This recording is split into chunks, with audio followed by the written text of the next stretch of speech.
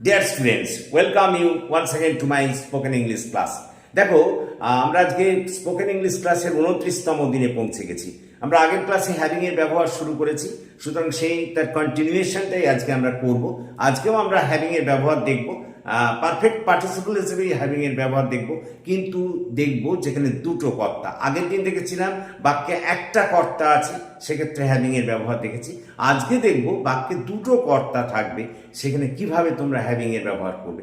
দেখো, যদি দেখো কোনো বাক্যে দুটো কর্তার উল্লেখ আছে, কটা কর্তার? দুটো, একটা নয় কিন্তু দুটো কর্তার উল্লেখ আছে, এবং বাক্যের মধ্যে করায়, খাওয়ায়, নাচায়, ঘুমানোয়, খেলায়, যাওয়ায় ইত্যাদি জাতীয় শব্দ আছে। আমি আবার বলি, বাক্যে যদি দুটো কর্তার উল্লেখ থাকে এবং বাক্যে যদি করায়, খাওয়ায়, যাওয়ায়, নাচায়, ঘুমানোয় ইত্যাদি জাতীয় শব্দ থাকে, তুমি পরিষ্কারভাবে জেনে নেবে সেখানে হ্যাভিং এর ব্যবহার করতে হবে।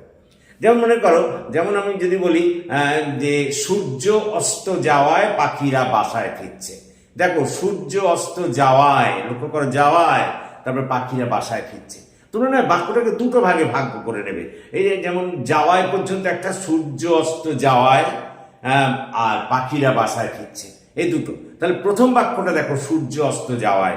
এখানে করতে হবে কি জানো, প্রথম বাক্যের যে কর্তা থাকবে তাকে প্রথমে বসাবে, তারপরে হ্যাভিংটাকে বসাবে, তারপরে প্রথম বাক্যের মূল ক্রিয়ার থার্ড ফর্ম বসাবে, তারপরে অন্যান্য কর্ম, তারপরে দ্বিতীয় বাক্যটা টেন্স অনুযায়ী করবে। আমি আবার বলি, যদি দেখো বাংলা বাক্যে দুটো কর্তা আছে এবং খাওয়ায়, যাওয়ায়, নাচায়, ঘুমানোয়, খেলায় ইত্যাদি জাতীয় শব্দ আছে, তাহলে বুঝবে সেখানে হ্যাভিং ব্যবহার করতে হবে। এবং সেক্ষেত্রে নিয়ম হলো যে প্রথম যে কর্তা আছে তারপরে হ্যাভিং বসাবো, তারপরে প্রথম বাক্যের সঙ্গে জড়িত যে মূল ক্রিয়া আছে তার থার্ড ফর্ম বসাবো, তারপরে অন্যান্য কর্ম বসাবো। এটা প্রথম বাক্যের খেলাটা শেষ হলো। তারপরে যে দ্বিতীয় কর্তাটা থাকবে সেটা টেন্স অনুযায়ী বাক্য গঠন করবো। একটু উদাহরণ দিয়ে বলি, যেমন মনে করো একটু আগে যেটা বলছিলাম যে সূর্য অস্ত, পশ্চিম দিকে অস্ত যাওয়ায় পাখিরা বাসায় ফিরছে। দেখো, সূর্য পশ্চিম দিকে অস্ত যাওয়ায় এই পর্যন্ত একটা অংশ, তারপরে পাখিরা বাসায় ফিরছে, দুটো কর্তা, সূর্য আর এখানে হচ্ছে পাখিরা। তাহলে সূর্য পশ্চিম দিকে অস্ত যাওয়ায় পাখিরা বাসায় ফিরছে। তাহলে তুমি সূর্য পশ্চিম দিকে অস্ত যাওয়া এই অংশটুকু আগে করে নাও।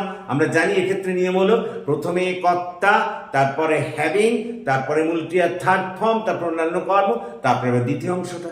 তাহলে সূর্য পশ্চিম দিকে অস্ত যাওয়ায়, তাহলে দ্য সান, সূর্য প্রথম কর্তা, তাহলে দ্য সান, তারপরে বলেছি হ্যাভিং, তারপরে মূল ক্রিয়ার থার্ড ফর্ম অস্ত যাওয়া সেট, সেটের পাস্ট পার্টিসিপল বা থার্ড ফর্ম সেটই হয়। তাহলে the sun having set in the west, সূর্য পশ্চিম দিকে অস্ত যাওয়ায়, এতটা হয়ে গেল।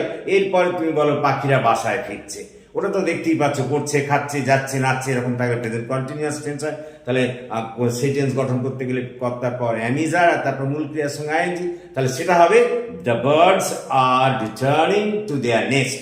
তাহলে গোটাটা হলো the sun having set in the west, the birds are returning to their nest. দেখো, আমি এইটাই কিন্তু এখানে লিখে রেখেছি। তুমি দেখো, যদি কোনো বাংলা বাক্যে দুটি কর্তা থাকে এবং বাক্যের মধ্যে ওঠায়, খাওয়ায়, যাওয়ায়, করায়, খেলায় জাতীয় শব্দের উল্লেখ থাকে, তাহলে সেক্ষেত্রে বাক্যে প্রথম কর্তার পর হ্যাভিং ব্যবহার করতে হবে। এক্ষেত্রে বাক্য গঠনের নিয়ম হলো প্রথম কর্তা, তারপরে হ্যাভিং, তারপরে মূল ক্রিয়ার থার্ড ফর্ম, তারপর অন্যান্য কর্ম, তারপরে দ্বিতীয় কর্তা, মানে দ্বিতীয় অংশ যেটা শুরু হবে, দ্বিতীয় কর্তা, তারপরে তার টেন্স অনুযায়ী বাক্য গঠন। দেখো, আমি কতগুলো এখানে করছি, তোমরা লক্ষ্য করো। বাবা সকালে অফিসে যাওয়ায় আমি মাঠে ফুটবল খেললাম। দেখো, আমি তোমাকে বলেছি যে দুটো পার্টে ভাগ করে নাও। এই পর্যন্ত একটা অংশ করো, বাবা সকালে অফিস যাওয়ায়। দেখো, আমি বলেছিলাম যে এক্ষেত্রে নিয়ম হচ্ছে প্রথমে কর্তা বসাবে, তারপরে হ্যাভিং, তারপরে মূল ক্রিয়ার থার্ড ফর্ম। তাহলে এখানে কর্তাকে বলো, বাবা সকালে অফিস যাওয়ায় বাবা, তাহলে ফাদার, তারপরে হ্যাভিং বসাতে বলেছি, তাহলে ফাদার হ্যাভিং, দেখো ফাদার হ্যাভিং, তারপর মূল ক্রিয়া থার্ড ফর্ম, যাওয়া ইংরেজি গো, তার থার্ড ফর্ম হচ্ছে গন, তাহলে ফাদার হ্যাভিং গন, তারপরে কর্ম কোথায়, টু অফিস, টু অফিস। এইবার দেখো দ্বিতীয় অংশটা করতে শুরু করব, আমি ফুটবল খেললাম। দেখো, এখানে দেখো লাম যোগ আছে, ল লাম লাইন দেন থাকলে তোমরা জানো পাস্ট ইনডিফিনিট গঠন করার নিয়ম, প্রথমে কর্তা, তারপর মূল ক্রিয়ার সেকেন্ড ফর্ম, তাই তো? তাহলে আমি ফুটবল খেললাম, কে কর্তা? এখানে বলো আই, তারপরে played, PLAYED, I played। Played হলো কেন? এটা যেহেতু পাস্ট ইনডিফিনিট টেন্স, মূল ক্রিয়ার সেকেন্ড ফর্ম হয়। তাহলে গোটাটা কি হলো দেখো, ফাদার হ্যাভিং গান to office, I played football. পরেরটা দেখো, সূর্য পশ্চিম দিকে অস্ত যাওয়ায়, দেখো এই যে একটা অংশ করে নাও, তারপর পাখিরা বাসায় ফিরছে। তাহলে বলো এখানে কি হবে, সূর্য পশ্চিম দিকে অস্ত যাওয়ায় আগে অংশটা, তাহলে প্রথমে কর্তাকে এখানে দ্য সান, তুমি তাহলে প্রথমে দ্য সান লিখলে, তারপর বলেছি হ্যাভিং বসাতে হবে, তারপরে হ্যাভিং লিখলে, তারপরে সেট মানে অস্ত যাওয়া, তার পাস্ট পার্টিসিপল তো সেটই হয়, তাহলে কোথায় in the west, the sun having, তাহলে the sun having set in the west. এবার দেখো, এবার পরের অংশটা কি, পাখিরা বাসায় ফিরছে, দেখো করছে, খাচ্ছে, যাচ্ছে, এরকম থাকলে তোমরা জানো প্রেজেন্ট কন্টিনিউয়াস টেন্স। তাহলে কারা বাসায় ফিরছে, পাখিরা, তাহলে দ্য বার্ডস আর রিটার্নিং, মূল ক্রিয়ার সঙ্গে আইএনজি যোগ করতে হয় জানো প্রেজেন্ট কন্টিনিউয়াস টেন্সে, রিটার্নিং টু দেয়ার, তাদের বাসায়, টু দেয়ার নেস্ট। লক্ষ্য করো, তাহলে the sun having set in the west, the birds are returning to their nest. তারপরে দেখো, পুলিশ ঘটনাস্থলে আসায় অপরাধীরা পালালো, এই আসায় পর্যন্তটা করে নাও। তাহলে পুলিশ ঘটনাস্থলে আসায়, তাহলে দ্য পুলিশ হ্যাভিং, আমি বলেছি তাকে কর্তা, তারপরে হ্যাভিং, তারপরে মূল ক্রিয়ার third form come to the spot, ঘটনাস্থলে আসায়। এবার দেখো অপরাধীরা পালালো, আবার ললাম লেন, তাহলে এটা পাস্ট ইনডিফিনিট আছে, দ্য ক্রিমিনালস, লক্ষ্য করো, the criminals fled away, flee away মানে পালানো, তার পাস্ট ফর্ম হচ্ছে ফ্লেড অ্যাওয়ে। লক্ষ্য করো, বাড়িতে মা আমাকে দেখায় আমি খেলতে পারলাম না, তাহলে দেখো এখানে এই দেখায় পর্যন্ত করে নাও আগে, তাহলে মাদার, তারপরে বলেছি হ্যাভিং সিন মি, সি মানে দেখা, তার পাস্ট পার্টিসিপল সি, সিন, তারপরে মি কর্ম হয়ে গেল দেখা, তাহলে মাদার হ্যাভিং সিন মি, আমি খেলতে পারলাম না, দেখো এটা পাস্ট ইনডিফিনিট টেন্স আছে, তাহলে কে পারলো না, আমি, ক্যান মানে কাপারা, তার পাস্ট রূপ হবে, তাহলে আমরা জানি I could not play. Clear? এটা তোমরা আমাকে কমেন্ট বক্সে এটা করে আমাকে দেখাবে।